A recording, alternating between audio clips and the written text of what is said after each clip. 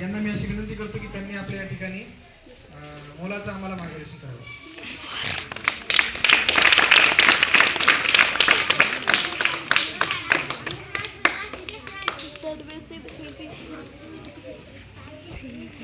आज आपण या ठिकाणी माझ्यासाठी जे काही कार्यक्रमाचं आयोजन केलं त्याबद्दल सर्वप्रथम तुमचे विद्यार्थ्यांचे शिक्षक वृंद, मुख्याध्यापक देशमुख सर आणि सर्वांचे आभार व्यक्त करतो. खरं म्हटलं तर तुम्हाला पण चांगल्या प्रकारे माहिती आहे की मला कोणत्याही प्रकारचं सेलिब्रेशन आवडत नाही, परंतु भावना महत्त्वाच्या असतात. मुलांचे मुलींचे फोन चालू होते आणि बदली झाली त्यावेळेस कुठंतरी म्हटलो असं तुम्ही म्हटल्या होत्या मला की सर तुम्ही डिसेंबरमध्ये तुमच्या वाढदिवसाच्या दिवशी एकदा याल का. तर मी आता त्यावेळेस निघायचं होतं कारण परिस्थिती वेगळी होती त्यावेळी की तुमच्या कोणत्याही हामध्ये हा करावंच लागणार होतं, नाहीतर मग ते रोडपर्यंत तिकडंपर्यंत तुम्ही त्यावेळेस नाही का एखादं लहान लेकरं असतं ते रडत असतं, मग ते म्हणतं की म्हणे मला हे करायचं मग रडत थांबतं द्यायचं, मग त्याला म्हणावं लागतं हो हो ठीक आहे तुला काय करू चंद्रावर घेऊन जाऊ, मग ते थांबतं. तशा प्रकारे मी एकदा बोललो किंवा मी येऊन जाईल. मग ते तुम्ही चांगलं लक्षात ठेवलं. माझ्याही नव्हतं कारण घोडके सरांनी मला विचारलं की सर तुम्ही येणार आहे का.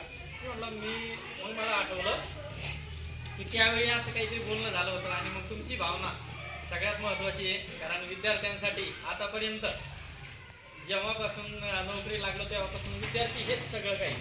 मग त्यांचा आनंद, त्यांना खेळण्यात आनंद, त्यांना चित्रकलेत आनंद, त्यांना गायनात आनंद, त्यांना क्रीडा स्पर्धेतला आनंद, सांस्कृतिक कार्यक्रमातला आनंद, सगळा आनंद मग त्याच्यामध्ये आपण इन्व्हॉल्व होतो आणि मला ते जास्त आवडलं आणि ते आवडत राहतं नेहमी. म्हणून तुमच्यासाठी मी आलो, नाही तर मग मी कुठेच असं कार्यक्रम करतही नाही, घरी पण नाही करत, कुठेच नाही करत कधीच. पण तुमच्यासाठी मी आज आलो. आज शाळेतही परिस्थिती थोडी वेगळी होती, आमच्याही शाळेत शिक्षक कमी आहे, परंतु म्हटलं मी एक अर्ध्या तासासाठी का होईना पण मी येईल या ठिकाणी. म्हणजे आता शाळा तुमच्या आमच्या सगळ्यांचीच आहे. आजही असं वाटतं की माझी शाळा नाहीच आहे, कारण पांगरी उगली बऱ्याच वेळेस आजही लिहिता सर जिल्हा परिषद उच्च प्राथमिक शाळा बरेच आवडली तर मग ते पांगरी उगली येतच समोर ते. मग ते जाणीवपूर्वक मला लक्षात ठेवावं लागतं की आता पळसखेडच्या कले यायचं आहे आपल्याला. आणि बरेच आपले शाळेचे सगळे जे काही कार्यक्रम झाले त्याचे सगळे फोटोग्राफ्स माझ्याकडे आहेत, माझ्या सगळ्या अकाउंटला आहे, सोशलला अकाउंटला आहे. तर त्यामुळं शाळा काही अशी बदलली वाटत नाही, निरोप घ्यावाही वाटत नाही आणि घेतही नाही तो निरोप. शाळा अतिशय सुंदर अगोदरही होती, कारण आता 2018 पासून सुरू केली, पण नंतर ही सगळी मंडळी आली. सगळं ऐकतो म्हणजे तुमची एक ना एक इथली हालचाल सतत आम्ही संपर्कात असतो, त्यामुळं सगळं माहिती असतं. तर अतिशय चांगल्या प्रकारे म्हणजे ज्या शाळेला आपण आता एक 18 पूर्वीची शाळा वेगळीच होती, कारण 2018च्या मध्ये हे सगळे झाडं लावलेले होते. 23 जुलै 2018. तर तेव्हापासून तर मग एकही झाड इथं नव्हतं. तिथून पुढं सुरुवात झाली. सगळ्या मुख्याध्यापकांचं सहकार्य, सगळ्या शिक्षकांचं सहकार्य लाभलं, गावाचंही सहकार्य लाभलं, कारण सगळं गावातून झालं. आपण जे स्टेज पाहतो हे पण आपल्या गावचे सरपंच राजू राठोड त्यांनी आपल्याला कार्यक्रमामध्ये पैसे दिले होते, त्यातून आपण हे स्टेज तयार केलं आणि हेच परंपरा आता पुढे चालू आहे. म्हणजे Deshmukh sir, madam, Ghatekar sir, Ghodke sir तर आपले पूर्वीपासून सहकारी आहे, परंतु यांनी सुद्धा शाळेसाठी झोकून देऊन काम सुरू केलेलं आहे. ते सगळं मी ऐकतो, बघतो, त्यामुळे खूप आनंद वाटतो की आपली शाळा आणखी चांगल्या प्रकारे होत आहे. आपली शाळा आता म्हणजे माझी शाळा सुंदर शाळा या स्पर्धेमध्ये सुद्धा सहभागी आहे, याचाही खूप आनंद वाटला. याच्यासाठी आपण प्रयत्न करत आहोत आणि नक्कीच आपण या स्पर्धेमध्ये कुठेतरी टिकणार आहेत, कारण बऱ्याच गोष्टी झालेल्या आहेत आणि राहिलेल्या सगळे करत आहात, आपले सर करत आहेत, त्याला तुमचा सुद्धा सहभाग पाहिजे. आपली शाळा सुंदर शाळा करायची असेल तर विद्यार्थ्यांचा सुद्धा सहभाग येतात बरं का. गणपत विद्यार्थ्यांचा सुद्धा सहभाग आहे. विद्यार्थ्यांनी शिस्तीत राहायचं, युनिफॉर्म मध्ये यायचं, अभ्यास पूर्ण करायचा आणि सगळ्या गोष्टीचं पालन करायचं, स्वच्छतेच्या सगळ्या सवयी पालन करायच्या.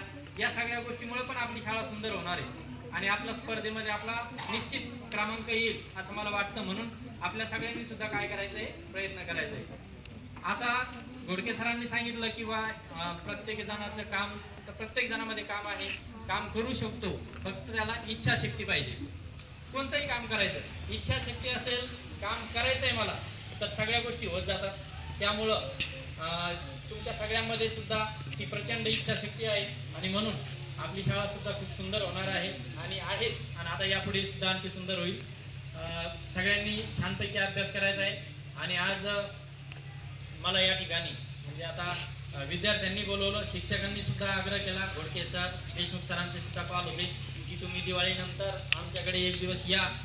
तर त्या सर्वांनी मला आग्रह खातर बोलवलं, त्याबद्दल मी त्यांचे पुन्हा एकदा आभार व्यक्त करतो. आणि तुमचे सुद्धा तुम्हाला पुढच्या शुभेच्छा देतो, कारण भविष्यासाठी सगळ्यात महत्त्वाचं तेच आहे, आपण घडलो पाहिजे, सगळ्याच गोष्टीमध्ये घडलो पाहिजे. आपण छान बोललो पाहिजे, आपण छान अक्षर काढलं पाहिजे, गायन केलं पाहिजे, भाषण केलं पाहिजे, क्रीडा स्पर्धेत आपण चांगला सहभाग घेतला पाहिजे आणि नियमित अभ्यासाची सवय ठेवली पाहिजे. कारण पुढचं भविष्य फार अवघड आहे. मी तुम्हाला वारंवार सांगत आलेलो आहे की 9वी 10वी 11वी नंतर तुम्हाला जे काही स्ट्रगल करायचं आहे तर त्याची पाया इथूनच सुरू करायचं आहे. जास्तीत जास्त अभ्यासाला काय करायचं आहे, महत्त्व द्यायचं आहे.